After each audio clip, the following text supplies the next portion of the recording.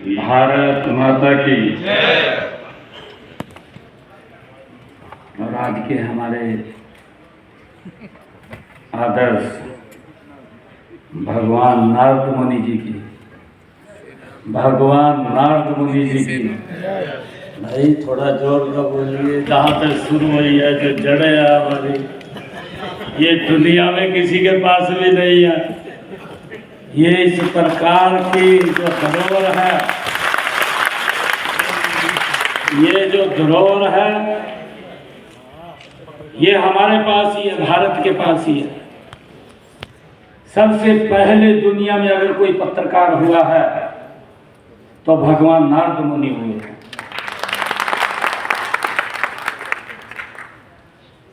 भगवान नारद मुनि जी की, भगवान नारद मुनि जी की बहुत ही सम्मान के योग्य। आज इस Haryana union of working journalist के इस वार्षिक सम्मेलन में मंच पर उपस्थित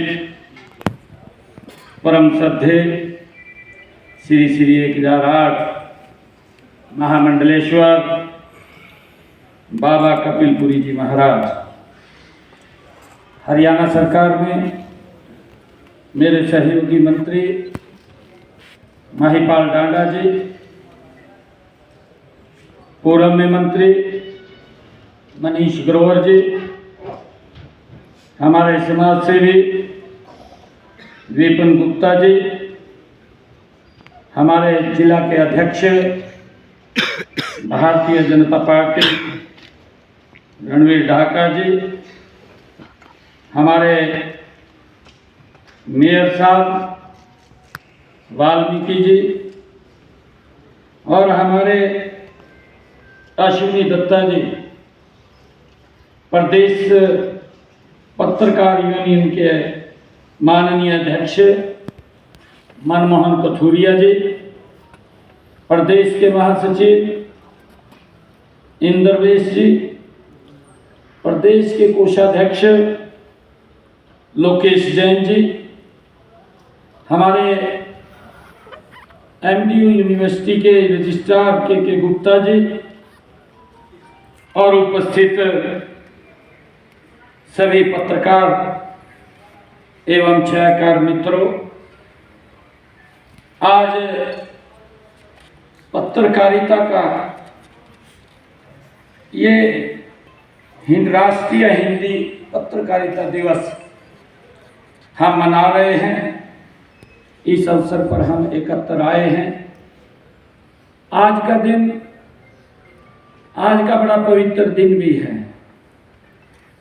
आज हमारे दो महान ऐसे ऋषि और गुरु अर्जन देव जी की आज शहीदी दिवस भी है, जिन्होंने धर्म की रक्षा और लोक कल्याण के लिए अपना पूरा जीवन समर्पित किया है।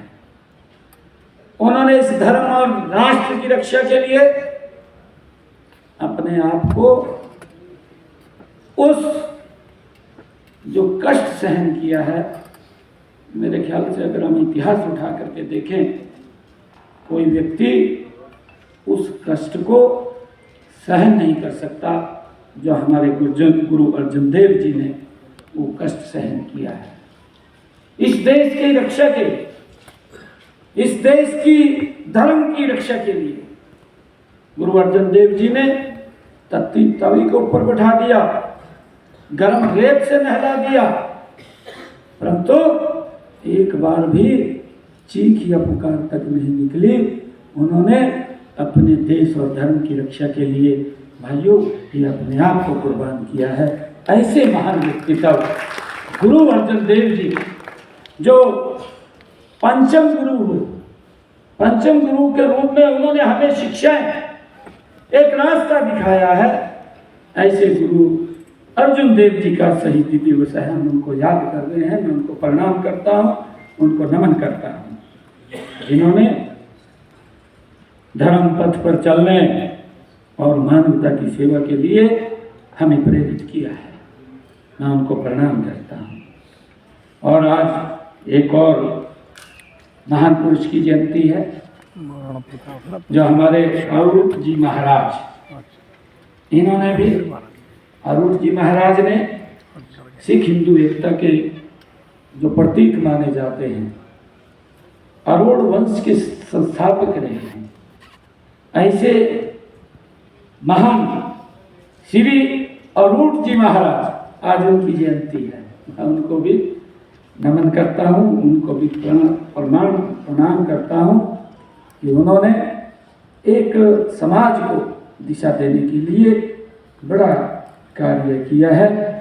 आज मेरे लिए खुशी है कि आज मैं अत्यंत गर्व भी महसूस कर रहा हूँ कि आज राष्ट्रीय हिंदी पत्रकारिता दिवस के अवसर पर मैं Haryana union of working journalism द्वारा आयोजित इस गर्मामय सम्मेलन में मैं आप सबके बीच मुझे आने का सौभाग्य मिला है।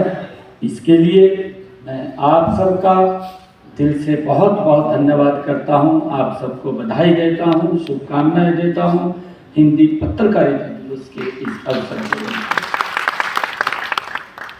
जब मैं पत्रकारों के बीच में आया हूं तो मैं दो लाइनें आप लोगों के बीच में कहना चाहूँगा।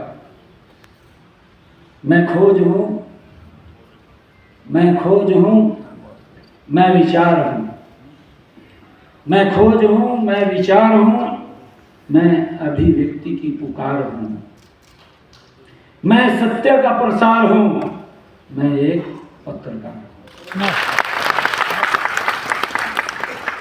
सबसे पहले मैं उन सभी समर्पित पत्रकारों को नमन करता हूं जिन्होंने सत्य, निष्पक्षता और राष्ट्र हित में अपनी लेखनी को आधार बनाया है।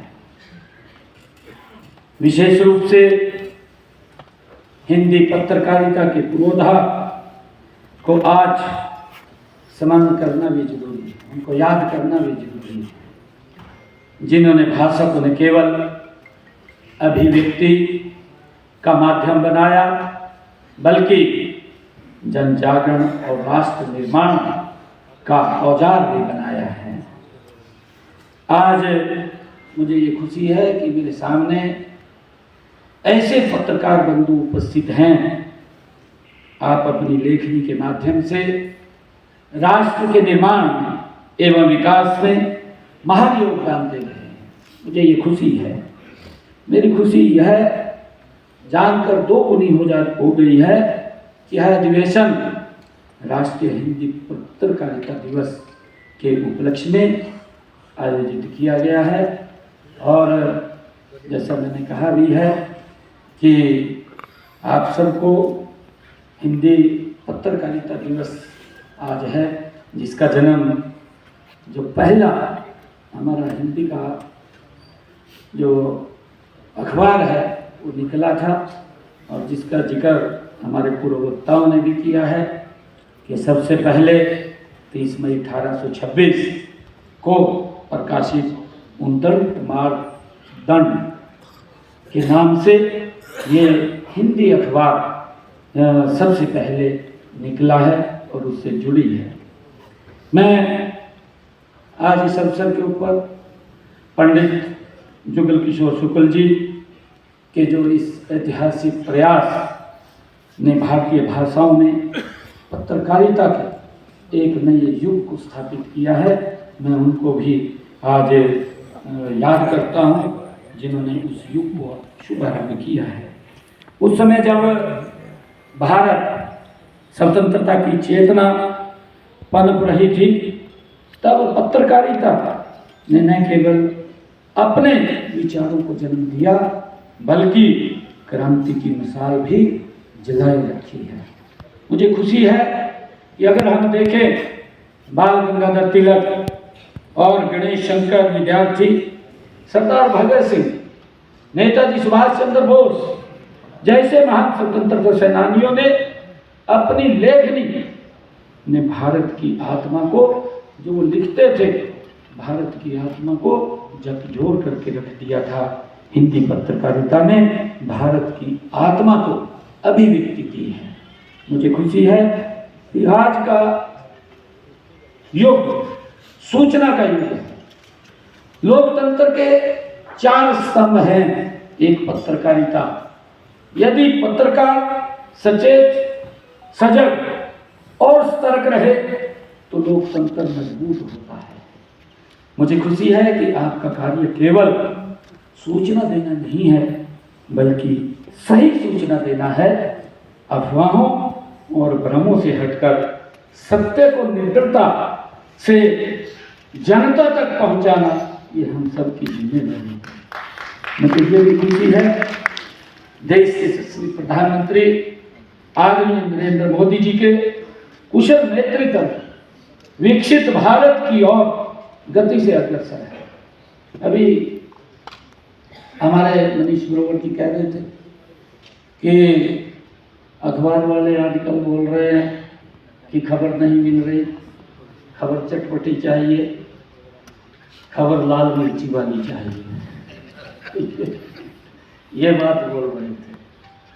परंतु आज जितनी खबरें हैं, इतिहास में इतनी खबरें नहीं मिली। आज भारत गति से आज विकसित राष्ट्र की ओर बढ़ रहा है, ये नरेंद्र मोदी जी के नेतृत्व में। क्योंकि आप समाज को दिशा देने वाले विचार निर्माता भी हैं। मुझे खुशी है कि स्वतंत्रता और निस्वार्थ सेवा से कार्य करने वाला प्रेस लोकतंत्र की मजबूती का आधार होता है। माननीय प्रधानमंत्री जी ने अपने शब्दों में कहा है, माननीय प्रधानमंत्री जी ने कहा कि मीडिया की स्वतंत्रता व निष्पक्षता लोकतंत्र की मजबूती के लिए आवश्यक है। आदरणीय प्रधानमंत्री जी के ये कथन हैं देश और समाज के लिए, आपके महत्व को दर्शाने के लिए यह काफी है। मुझे खुशी है कि आप सब जानते भी हैं कि हमारे देश के इतिहास में पत्रकारिता का शुभारंभ एक मिशन के रूप में हुआ।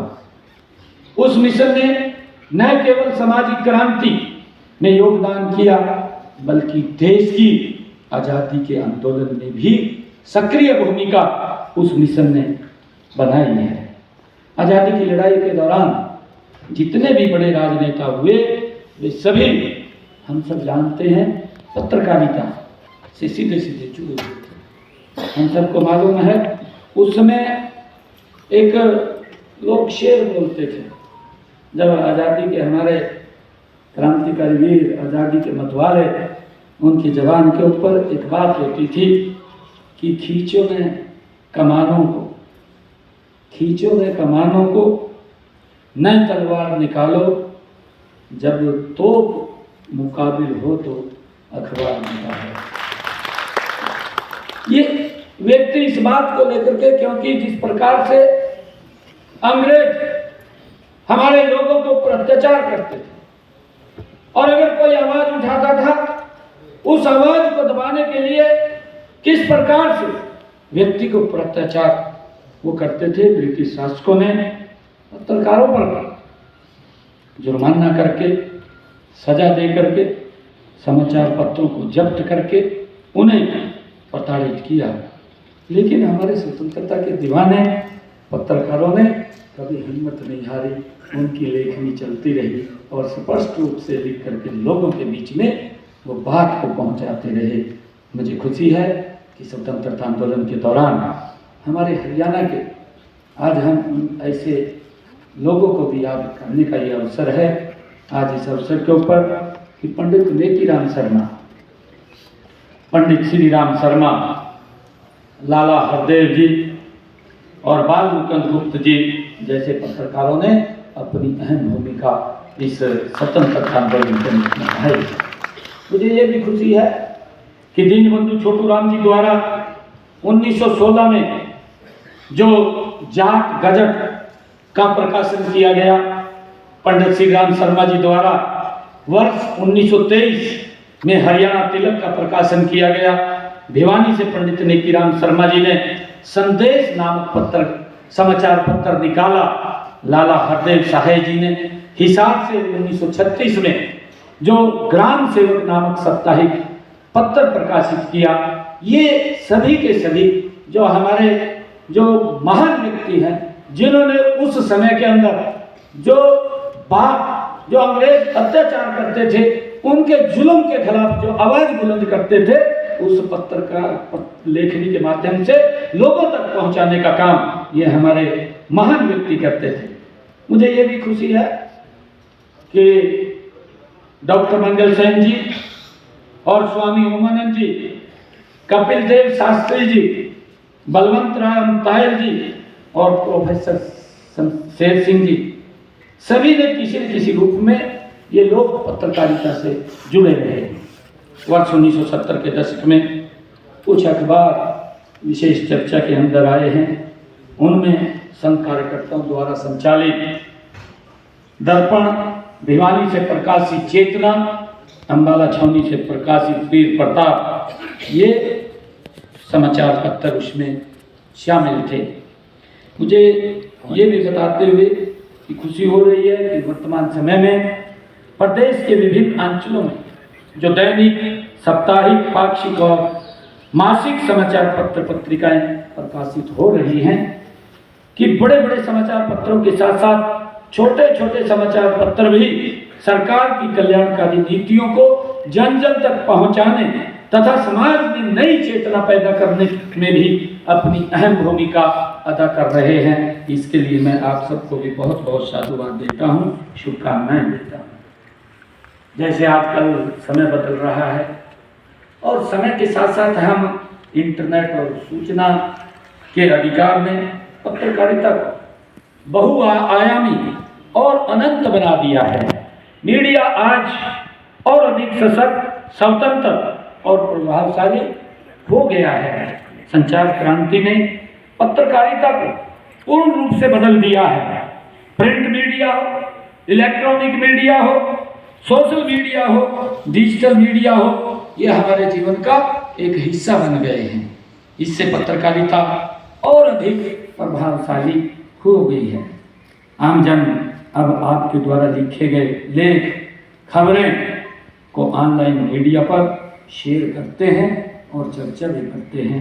इसलिए मुझे खुशी है, जैसा हम देखते हैं कि आजकल सोशल मीडिया जैसे कि ट्विटर और फेसबुक, इंस्टाग्राम ने जो हर व्यक्ति के आजकल हाथ के अंदर, वो व्यक्ति इससे बहुत ज़्यादा जुड़ गया। हमारी जो युवा पीढ़ी है वो बहुत ज़्यादा इसके साथ जुड़ी है और इनको सिटीजन जर्नलिस्ट के रूप में आज इसने प्रस्तुत किया है।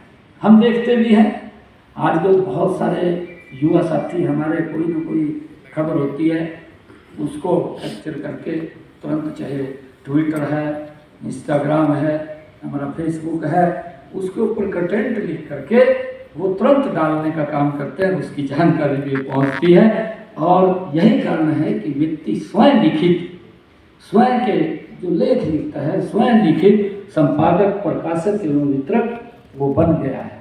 आजकल सोशल मीडिया हो, चाहे फेसबुक, इंस्टाग्राम हो, और आज के इस युग के अंदर हम देखते हैं कि AI जो इतना बड़ा सिस्टम आज आया है, सोशल नेटवर्किंग सिटीज ने तो युवाओं के जीवन में क्रांतिकारी परिवर्तन लाने का काम किया है।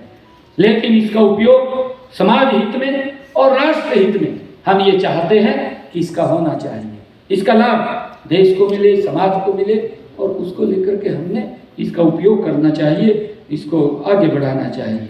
मुझे ये भी खुशी है आप सबको बताते हुए कि आज जो हिंदी पत्रकारिता है, हिंदी पत्रकारिता अनेक प्रकार की ये समस्याओं से भी जूझ रही है।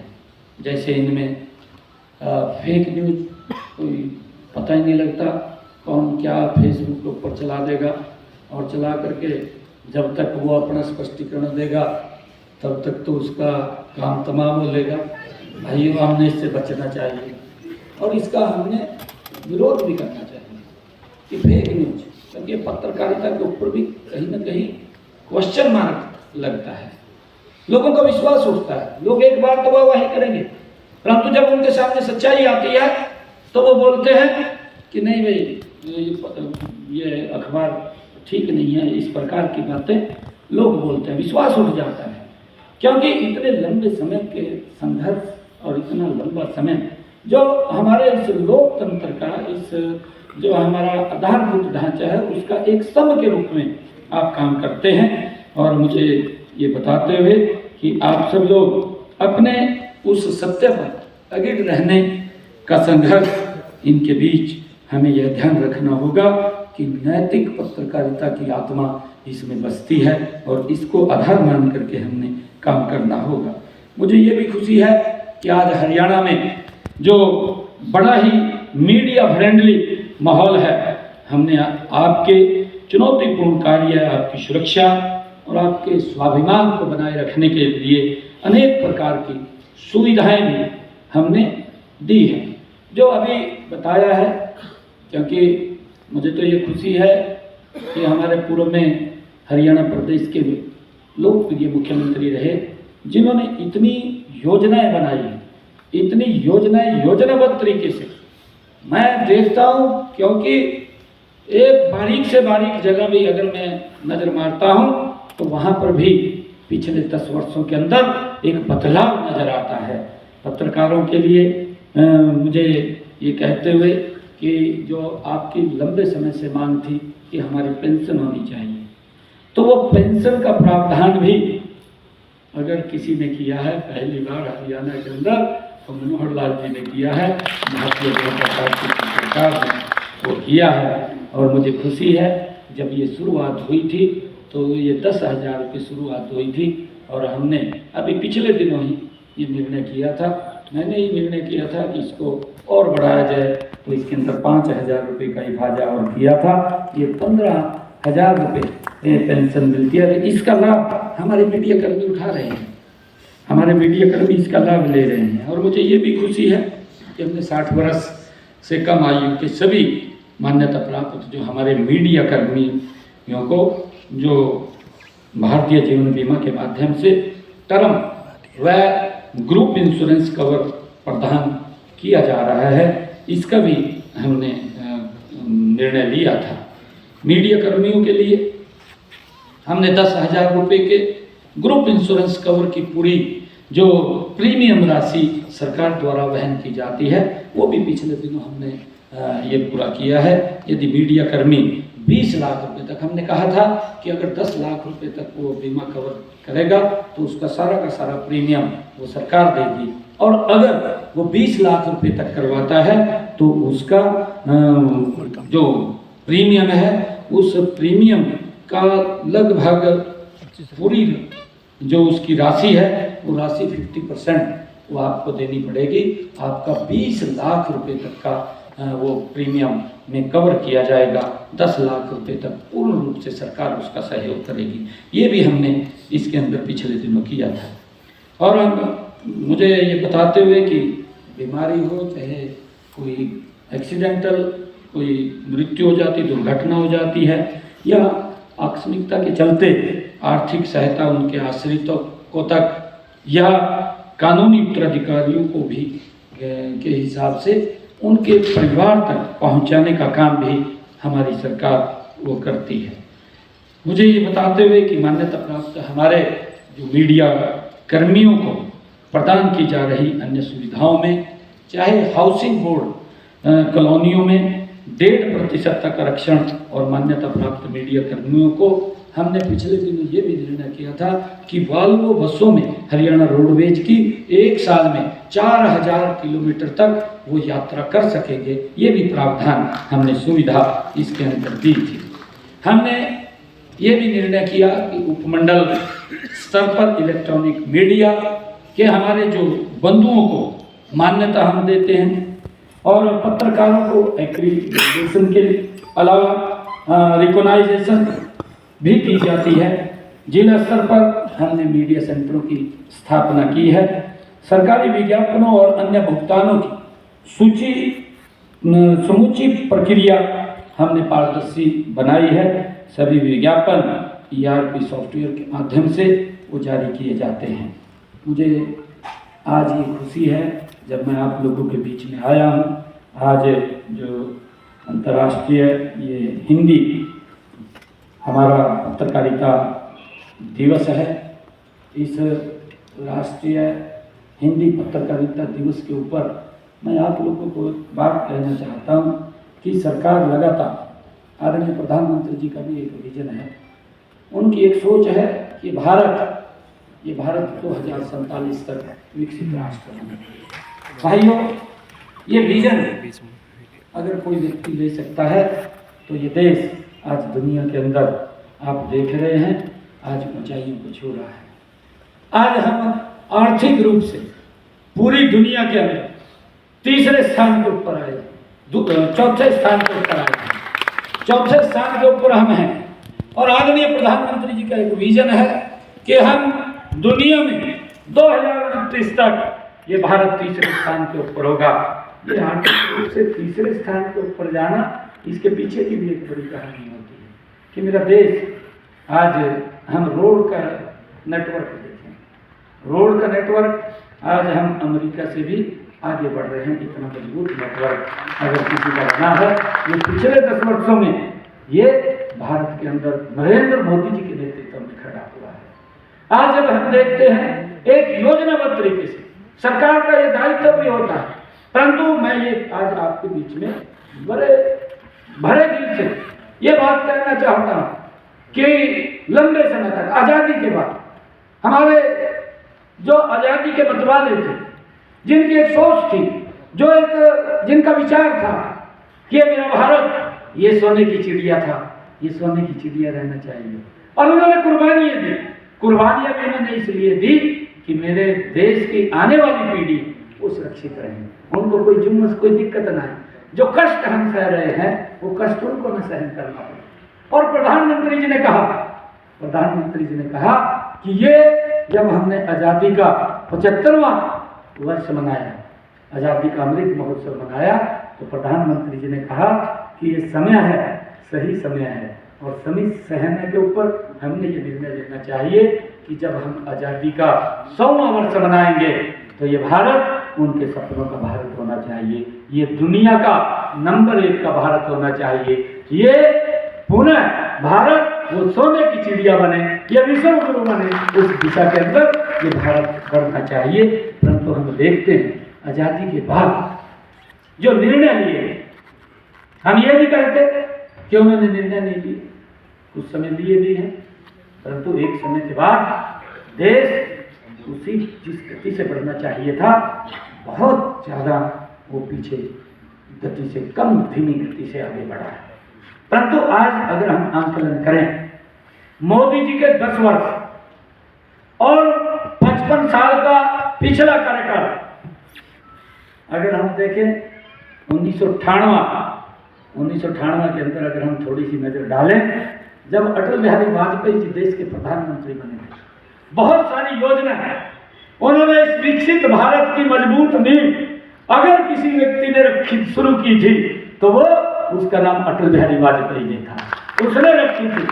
गांव को सड़क से नहीं जोड़ा गया था, ये पहली बार था कि प्रधानमंत्री जी ने प्रधानमंत्री ग्राम सड़क योजना बना करके उन्होंने कहा कि हर गांव को सड़क से जोड़ा जाएगा, शहर और गांव के अंदर दूरी नहीं रहेगी। और मुझे खुशी है कि उसके बाद लगातार प्रधानमंत्री ग्राम सड़क योजना के तहत आज देश का हर गांव सड़क से जुड़ा हुआ है। ये इतनी गति से नरेंद्र मोदी जी के नेतृत्व में काम हुआ है। आज जब हम हरियाणा के ऊपर नजर डालें तो हरियाणा को अगर हम देखें, इन्हीं 10 वर्षों के अंदर मेरे हरियाणा का एक भी जिला ऐसा नहीं है जो 4 लेनिंग से न जुड़ा हो। भाई, ये लोगों के जीवन को सरल सुगम करने का काम ये हमारी सरकार ने किया है, मोदी सरकार ने किया है। मुझे बताते हुए आपको खुशी भी हो रही है कि मैं 8 बजे चंडीगढ़ से चला, बाई रोड चला और 10:30 बजे मैं रोहतक के अंदर आ गया। ये बदलता भारत है, ये मजबूत भारत है। कल्पना नहीं कर सकते थे 2014 से पहले कि आप 8 बजे चंडीगढ़ से चलेंगे, आप 2 बजे रोहतक में पहुंचते थे। भाइयों, इतना समय यहाँ पर लगता था, परंतु आज ये बदलाव आया है कि हम 2.5 घंटे के अंदर चंडीगढ़ से भाई रोहतक के अंदर पहुँच गए हैं। इस गति से भारत बदला है। और मैं ये चाहूँगा कि इस बदलते भारत को एक लेख के रूप में आपकी जो लेखनी है, आपकी जो कलम है, वो कलम आपके पास लिखने के लिए बहुत खबरें हैं। आज 24 घंटे बिजली दी जा रही है गांव के अंदर, हमने उनके ऊपर छोड़ा। आज हर गांव के अंदर नल से जल पहुंचाया जा रहा है। मैं देखता था, मैं जब रोहतक के अंदर आता था, हमारी माताएं बहनें 2-2 किलोमीटर से सर के ऊपर पानी का मटका रख करके पीने का पानी घर में लेकर के आती थी। इन 10 वर्षों के अंदर आज मेरी माता बहन के सर के ऊपर कोई मटका नहीं है, उसके घर के अंदर नल और स्वच्छ जल पहुंचाने का काम ये हमारी सरकार ने किया है। भाइयों, लिखने के लिए हमारे पास बहुत कुछ है और मैं आपसे आग्रह करूँगा आज इस अवसर के ऊपर कि मोदी जी ने जिस गति से और जिस तीव्रता से आज भारत को आगे बढ़ाया है। अगर आज आप देखेंगे कि 2014 से पहले की स्थिति के ऊपर अगर आप नजर डालिए, अरे आतंकवादी LOC को क्रॉस करके देश के किसी भी भाग में जाकर के तांडव खड़ा कर देता था। हमारे लोगों की जानें चली जाती थी, कहीं बम फट जाते थे, हम बस में भी बैठते थे, बस के अंदर भी भय का वातावरण था, भाई कभी बम ना फट जाते थे। ट्रेन में भय रहता था, पता नहीं सुरक्षित पहुंचेंगे नहीं पहुंचेंगे, भी बम ना फट जाता था। और आपके सामने है पिछले 10 वर्षों के अंदर भारत सशक्त और मजबूत हुआ है। अगर हमारे दुश्मन ने भारत के ऊपर गलत नजर डाली है तो हमारे जांबाज सैनिकों ने सर्जिकल स्ट्राइक करके उनकी जमीन के ऊपर जाकर के जवाब देने का काम हमारे सैनिकों ने किया है। मुझे गर्व है। और अगर उन्होंने कोई गलत नजर डाली है, आतंकवाद को बढ़ाने का काम किया है, किसी घटनाक्रम को जन्म दिया है, तो हमारे जांबाज सैनिकों ने भाइयों एयर स्ट्राइक करके उनकी सरजमी के ऊपर जा करके उनको नेस्त नाबूद करने का काम हमारे सैनिकों ने किया। ये बदलता भारत है, ये मजबूत भारत है। अगर हमारे देश के जो परिवार सहित घूमने के लिए जा रहे थे, एक योजनाबद्ध तरीके से पाकिस्तान ने एक योजनाबद्ध तरीके से भाइयों टारगेटेड तरीके से उनकी फैमिली के सामने, उनके बच्चों के सामने, छोटे छोटे बच्चों के सामने भाइयों किस प्रकार से गोलियों का निशाना बना करके मौत के घाट उतार दिया। आदरणीय प्रधानमंत्री जी, पूरा देश व्यथित था, आदरणीय प्रधानमंत्री जी व्यथित थे, उनका कार्यक्रम था विदेश के अंदर, छोड़ करके आ गए, आप सबके सामने हैं, नहीं रुक पाए प्रधानमंत्री जी। और रात के 3 बजे दिल्ली एयरपोर्ट पे उतरते हैं, दिल्ली एयरपोर्ट के ऊपर बैठ करके ही पूरी रचना प्लानिंग बना लेते हैं कि हमने क्या आगे निर्णय करना है, क्या नहीं करना है, कि मेरे भारत के व्यक्ति के ऊपर अगर कोई गलत आंख उठाएगा उसको मिट्टी में मिलाने का काम हमारी सरकार करेगी। ये निर्णय अगर कोई लेता है तो ये देश का ऐसा नेतृत्व आज भारत के अंदर है, नरेंद्र मोदी जी के रूप में, जो ये निर्णय जिसने लिया है।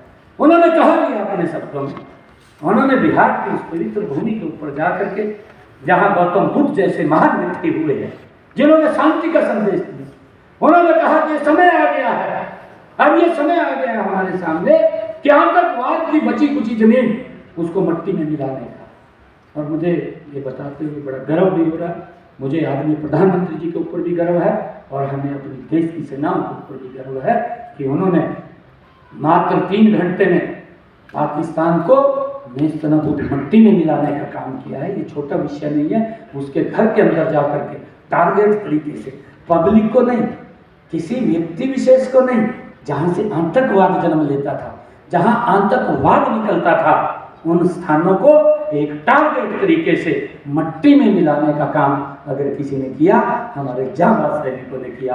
आदरणीय नरेंद्र मोदी, आज हमें गर्व है, हमारे पास लिखने के लिए बहुत कुछ है, हमारे पास कहने के लिए बहुत कुछ है।